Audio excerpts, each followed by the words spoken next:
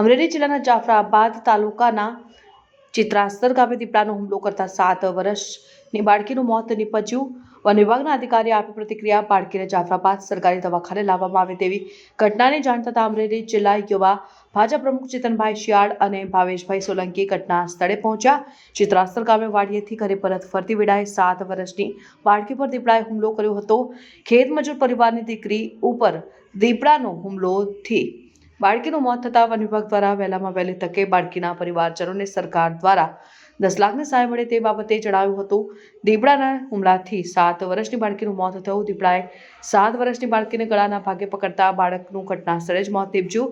One વિભાગ દ્વારા પાંજરો મૂકી 7 થી 8 ટીમ દ્વારા દીપડાને પાંજરે મૂકવા માટે કવાયત હાથ ધરાઈ। હું જીએલ વાઘેલા આરેકો જાફરાબાદ।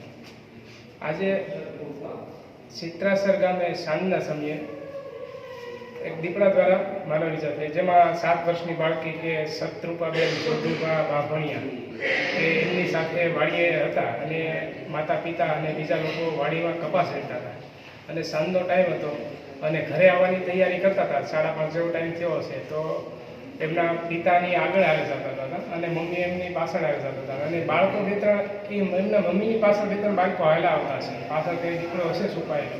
તો દીપડાએ અચાનક આવી અને શત્રુપાબેન ઉપર હુમલો કરી દીધો, ગળાના ભાગે ઈજા કરી દીધી। ગંભીર ઈજાને કારણે એમનું ડેથ થયું છે।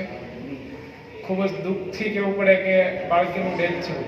તો આના માટે અમે હવે એ દીપડાને પકડવા માટે અમારી 7 થી 8 ટીમ જે ચિત્રાસર ગામે છે ગોઠવાઈ ગઈ છે, પિંજરા ગોઠવીએ છીએ અને દીપડાને બને ત્યાં સુધી વહેલામાં વહેલા અમે આ દીપડાને પકડી લઈશું। અને બીજું કે અમારે જે વિભાગ તરફથી જે વળતરની સહાય અમે ચૂકવશું કે જે કાલે સાંજ સુધીમાં અમે શક્ય હશે ત્યાં સુધી કાલે સાંજ સુધીમાં એમને 10 લાખની વળતરની સરકાર સહાય આપે છે, તો એ અમે ખૂબ પૂરી તૈયારી સાથે એમને કાલ સાંજ સુધીમાં અમે એમને વળતર આપી દઈએ છીએ।